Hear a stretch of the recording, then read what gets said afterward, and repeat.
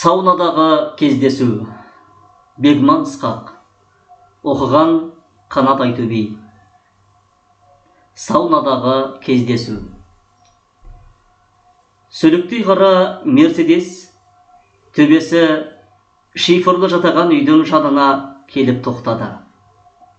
Машинадан ұзын бойлы, кең иықты, қара мұртты, ақ сұр жігіт түсті. Киім киесі, жүріс тұрысы, белбеуіне қыстырған ұялы телефоны бұл жаңа қазақ деп тұрғандай. Арықтан бақшасына су бұрып жатқан самай шашы енді қылаулана бастаған арық кісіге жақындап келіп: «Ассалаумағалейкум, Кемел көке, аман есенсіздер ме?»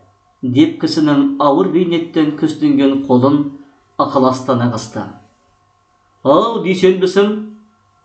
Қайдан адасып келіп жүрсің, інім? Жеңешем қалай?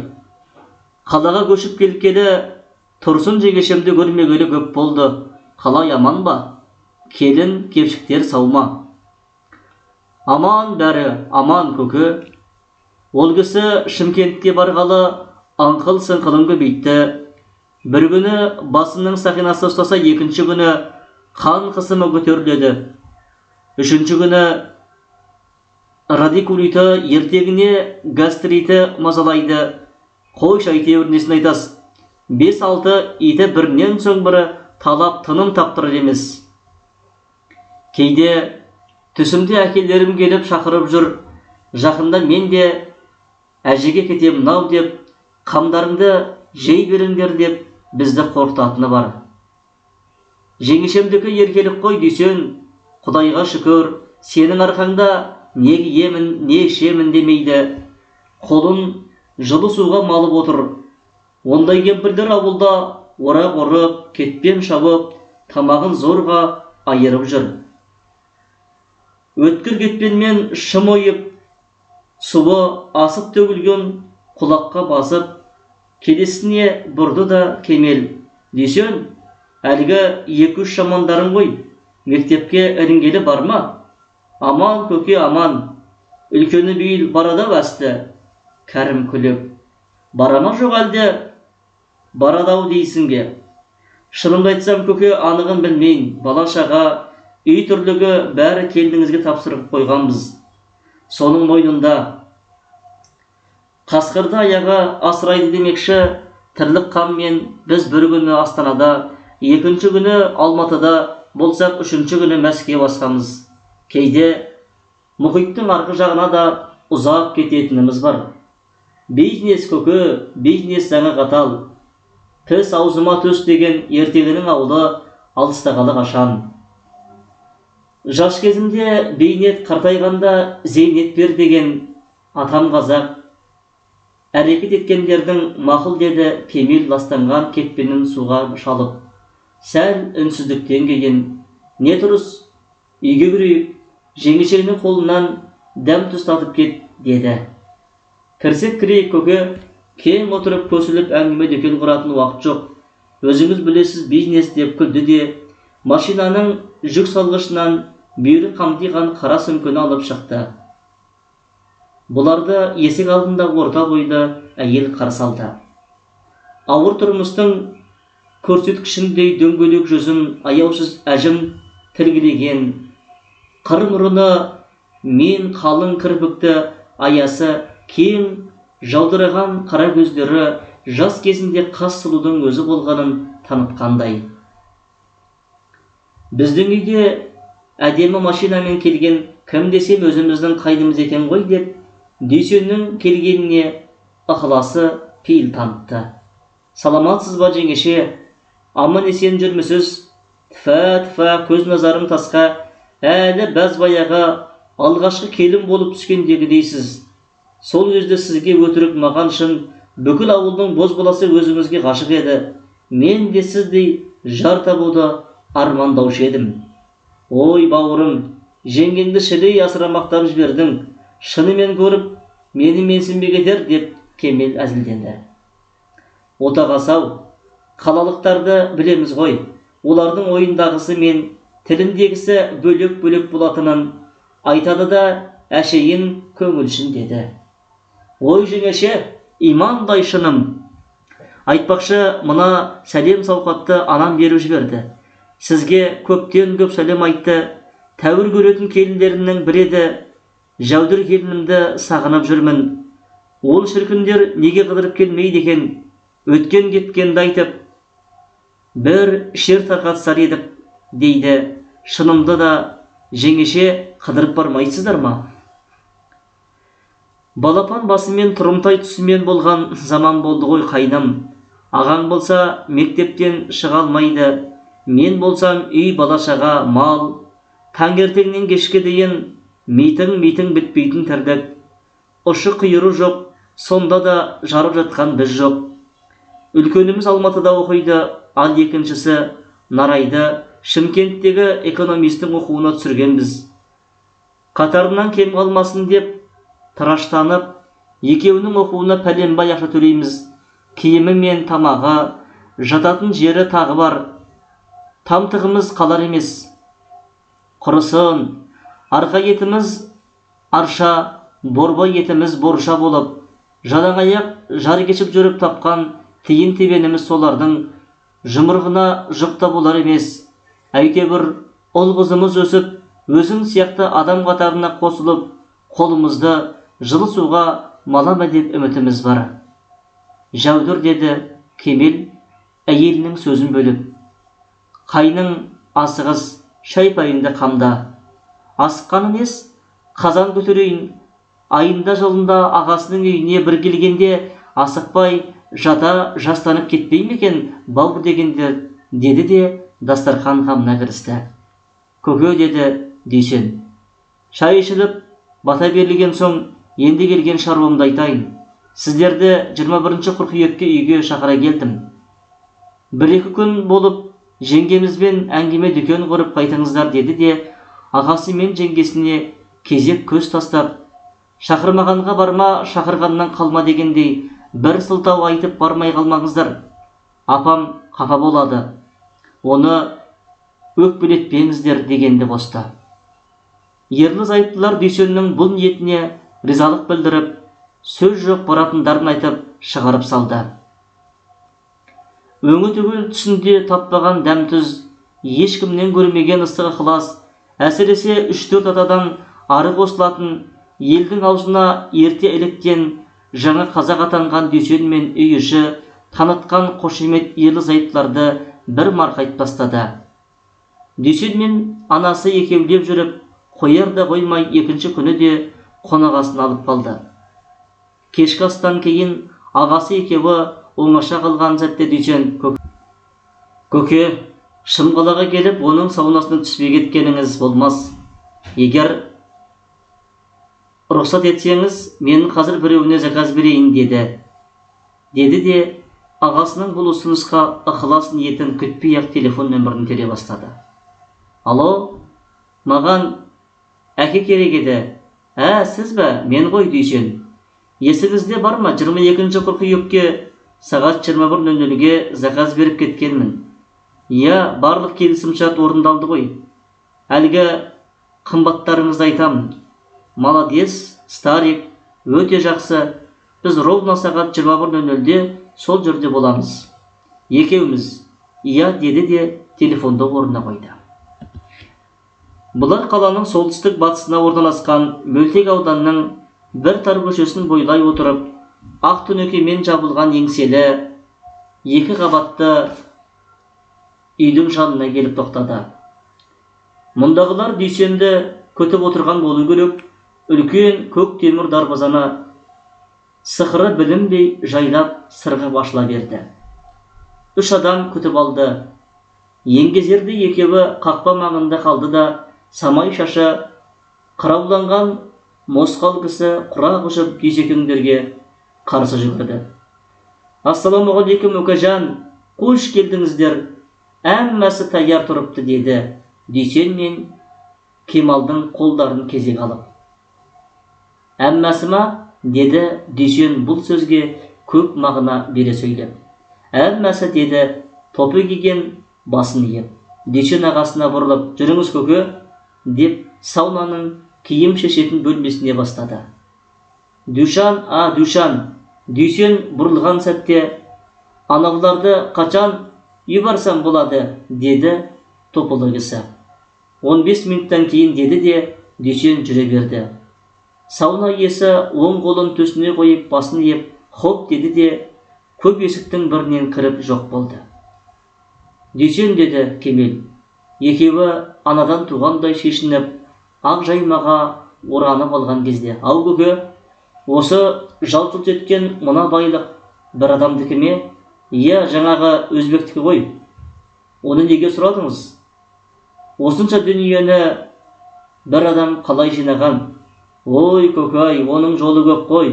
Жүріңіз одан да аздап жүрек жалғап алайық деп Кемалдың қарыннан демеді. Олар кең залға кірді. Зал ортасында тотияйын түсті мөлдір сулы бассейн. Бассейнді бойлай отырып, олар 4-ші бөлмеге кіріп, ортада 4 кісіге арналған стол. Үстіндегі тағамнан қабырғасы қайысып тұр. Не жоқ дейсің? Көз тұтады. Жайғасып отырыңыз көке, деп сөз бастады Дүйсен. Орыстың бір жазушысы айтқан екен ғой, өмір бір-ақ рет беріледі деп. Сол айтпақшы, өлшеп берілген өмірдің азабы мен тозағын бастан кешіре бергенше бір сәтке рахатының да дәмін татайық та, деді де стол үстіндегі жартылықты ашып стақандарға толтыра қойды. Алып қояйық, Кемал көке, не болса ол болсын, мен кеттім, деді де стақанды көмейіне бірақ төңкере салды. Дүйсеннің үйіне келгелі арақтан кенде болмаған Кемал тәбеті тартпаса да, осынша сый-сияпаты көрсетіп жүрген інісінің көңілін қимай, бұл да қағып салды.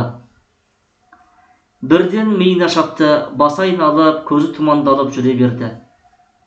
Мына жалт-жұлт еткен дүние мен стол үсті қайысқан аста-төк мына молшылыққа өзін өгей баладай сезінді. Бүгін ғана кездейсоқ жалын сипатқан асау тұлпардың ертең мүңкіп мағына жолатпайтынын біліп қорланды. Бұл ат төбеліндей ғана адамдардың игілігі екендігін, өзі сияқтылардың мұндайды өңі түгілі түсінде де көрмейтінін жан дүниесімен түсініп қабырғасы қайысты. Бір түрлі көңілі босап тұрып, жылағысы келді. Неткен әділетсіздік. Осылай әре-тұра болып отырған кезде Дүйсен сөз бастады. Көке, көке, бері қараңызшы. Саунаға келген соң арқа басымызды жас қыздарға уқалатып алмаймыз ба? Оған қалай қарайсыз көке? Тәбетіңіз шапса, бұлай нетіп дегендей еркекпіз ғой. Әсерінен санасы қаншалықты тұманданса да, әруақтай көріп жүрген інісінің бұл ұсынысын жақтырмады. Обал ғой, біреудің мәпелеген. Осы кезде біреудің есік қаққаны оның сөзін бөліп жіберді. Кіріңіз, деді Дүйсен қатқыл үнмен есік жаққа мойын бұрып. Кешіріңіздер, Дүйсен әке, ыссы шорпа алып келейін ба, жоқ кабап алып келейін ба, деді сыбдырсыз кіріп келген жиырмалардағы жігіт екеуіне алма кезек қарап, өзбекше қазақшаны араластыра сөйлеп. Еш нәрсенің керегі жоқ Дүйсен, еш нәрсенің де. Одан да саунаға түсейік, деді Кемал Дүйсеннен бұрын жауап қатып. Көке, сорпа ішсек те, кабап жесек те жейік, деп даяшыға бұрылып. Қазірше 4 кабап жеткіз, кейінгісін тағы көре жатармыз, деді де Дүйсен ағасының білдірмей жігітке көзін қысты. Хоп деп иілді де жүргені білінбей сыртқа шығып кетті. Бұлар есін жинап үлгергенше есікті шалқасынан ашып, ішке төстеріндегі қос анары діріл қаққан тыр жалаңаш 2 қыз кіріп келді. Олар кез келген еркектің талғамы мен мүдірмей өтетініне нық сенімді, тым еркін.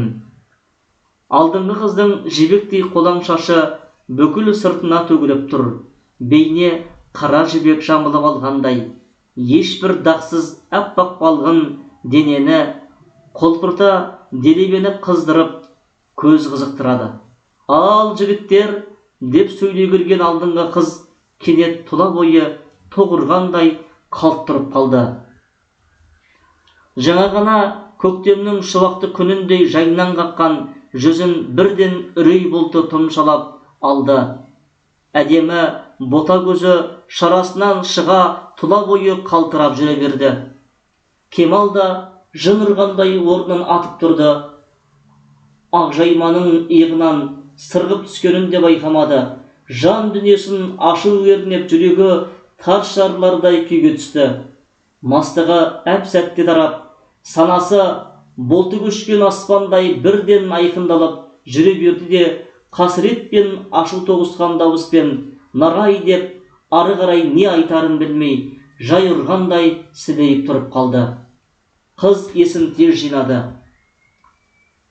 Қорқаудан үріккен үргек еліктей жан ұшыра есікке қарай жалт бұрылды.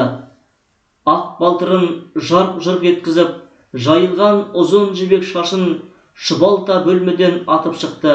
Еш нәрсенің farkına жетпеген екінші қыз не істерін білмей сәл тұрды да, бір кілтипанның болғанын сезіп, қас шебердің қолынан шыққандай топ-томпақ құйрықтарын бұлтыңдатып келген ізімен дедектей жөнелді.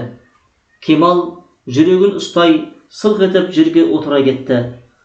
Ақыл есінен айылғандай бір нүктеге ұзақ қалада қарап отырды. Бір кезде шыққыр көзім не көрді деді де, не істерін білмей үн-түнсіз отырған Дүйсенге қарап, неге шақыра қалдың десем, осыны көрсетуге әдейі шақырған екенсің ғой деді қатқыл үнмен. Иә көке, одан да өлігін көрсетпесең етті, өлігін. Құдайым-ай, көрсетпегенің осы ме еді, ел бетіне енді қалай қараймын. Кемалдың қызы жүзікші, сұмдық-ай.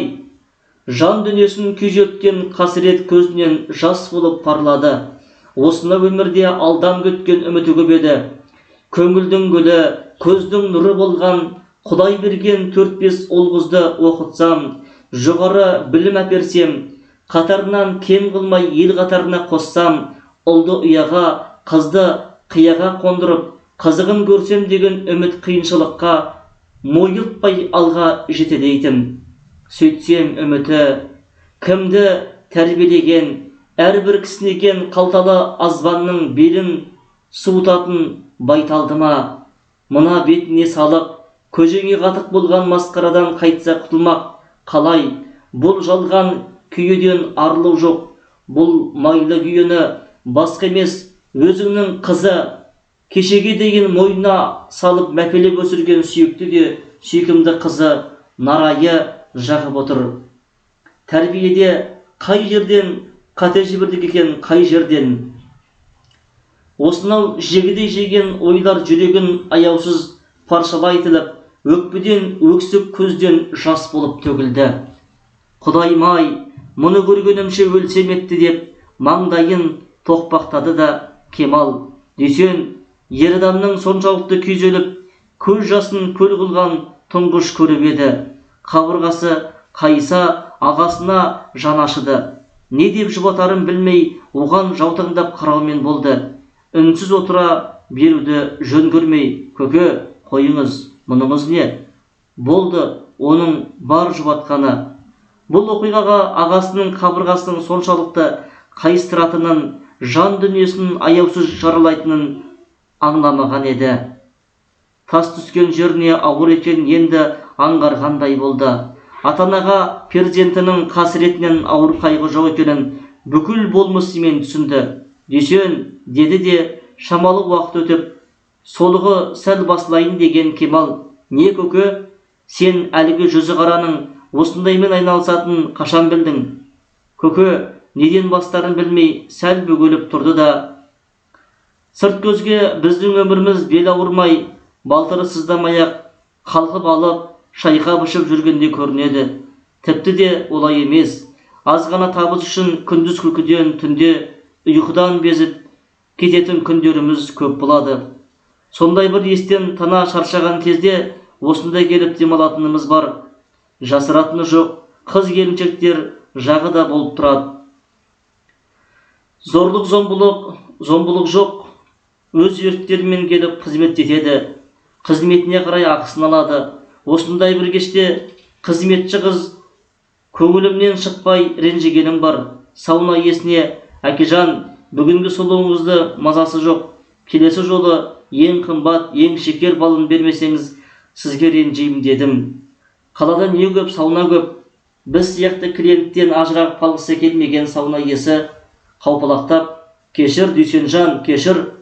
Келесі жолы супер плюскісіне аяғымды сүйгіземін деді де, суырмасынан конвертке салынған 4-5 қыздың суретін алып алдыма тастады.